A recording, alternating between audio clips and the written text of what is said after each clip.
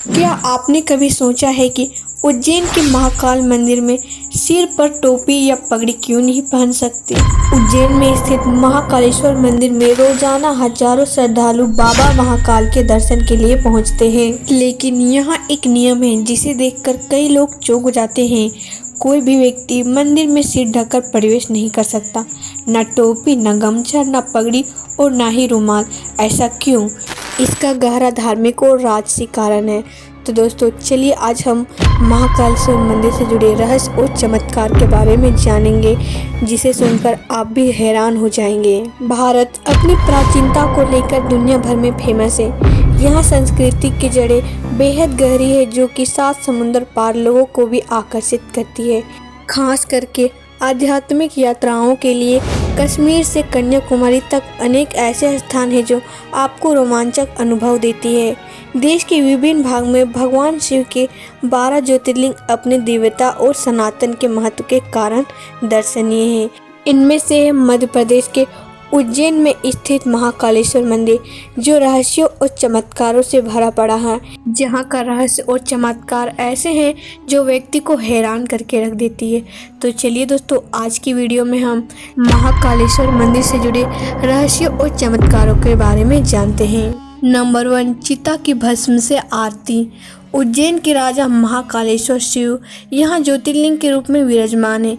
इनकी आरती चिता के भस्म से की जाती है। उससे पहले भस्म से उनका श्रृंगार किया जाता है। सुबह तड़के 4 बजे ताज़ा जले चिता की राख से महाकाल की पूजा की जाती है, लेकिन एक असाधारण घटना होने की वजह से इस प्रथा को बदल दिया गया। अब उबले की राख से महाकाल का अभिषेक किया जाता है, लेकिन ऐसा कब से शुरू हुआ ये कहना मुश्किल है। बताया जाता है कि चिता की कमी की वजह से एक बार एक पुजारी ने अपने जीवित पुत्र को ही आग के हवाले कर दिया और उसके राख से पूजा कर डाली। इस घटना के बाद ही इस प्रथा को बंद कर दिया गया। भस्म आरती के बारे में एक दिलचस्प तथ्य ये है कि लोग अपने जीवन काल में ही रजिस्ट्रेशन करा लिया करते थे, जिससे कि मरने के बाद महाआरती में उनके भस्म का इस्तेमाल हो सके। फिलहाल यहाँ मुर्दे की भस्म की जगह गाय के गोबर के उबलों से बनी भस्म से शिव की श्रृंगार किया जाता है। नंबर 2, बंद कमरे में होती है भस्म आरती। महाकालेश्वर मंदिर में आरती के समय कपाट बंद हो जाते हैं और केवल मंदिर के पुजारी ही बाबा का श्रृंगार करते हैं। इस समय अन्य भक्तजन कक्ष के बाहर खड़े होकर देखते हैं। आजकल बंद कमरे में आरती की पूरी प्रक्रिया को रिकॉर्ड भी किया जाता है। जानकारी के लिए बता दूं कि आरती के वक्त शिवलिंग को भस्म से पूरी तरह नहला दिया जाता है। अंत में शिवलिंग पर भगवान शिव का चेहरा बना दिया जाता है और फिर मंदिर के कपाट खोल दिया जाता है। यहाँ के पुजारी मात्र एक धोती पहनते रहते हैं, क्योंकि यहाँ किसी अन्य वस्त्र धारण करने की पूरी पाबंदी है।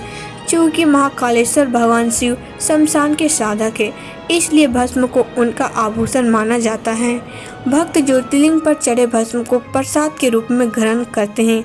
लोगों में विश्वास है कि इससे रोग दोष की मुक्ति मिलती है।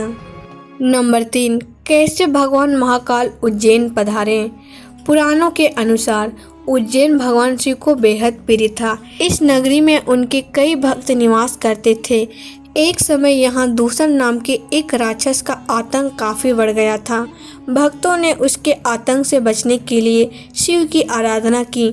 भक्तों की पुकार पर भगवान शिव धरती को फाड़कर महाकाल के रूप में प्रकट हुए और उस राक्षस का वध किया।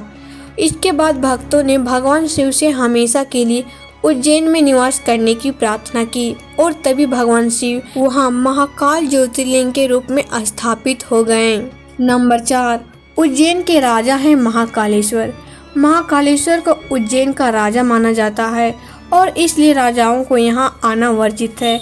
ऐसी मान्यता है कि अगर राजा इस नगरी में रात में ठहरने की जहमत उठाते हैं तो उनका राजपाट हाथ से निकल जाता है।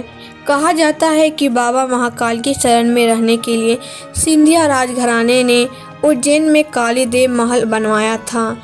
सिंधिया महाराज जब भी उज्जैन आते वे इसी महल में ठहरा करते थे। प्रधानमंत्री या मुख्यमंत्री आज भी रात के वक्त उज्जैन में नहीं ठहरते।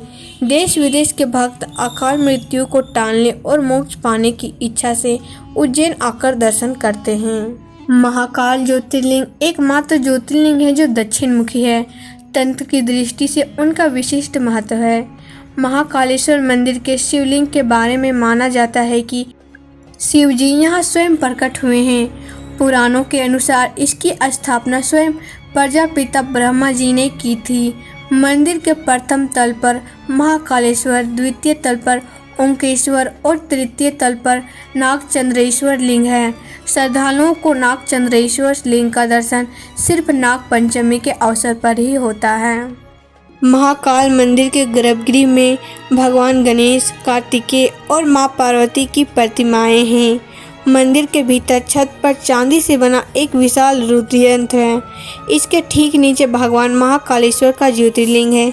महाकाल के द्वार के सामने नदी की प्रतिमा है।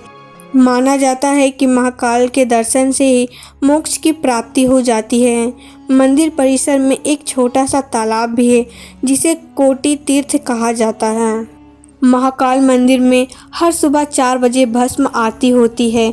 भस्म आरती देखने के लिए 4 बजे सुबह से ही श्रद्धालुओं की भीड़ लग जाती है। भस्म आरती के समय का दृश्य बहुत ही अद्भुत रहता है। यह बड़ा ही रोमांचित करने वाला होता है। यह जीवन पर्यंत याद रखने वाला अनुभव होता है। इसके साथ ही महाकाल में सोमवार, महाशिवरात्रि, सोमवती अमावस्या, पंचकोशी यात्रा और सावन के महीने में काफ़ी भीड़ रहती है।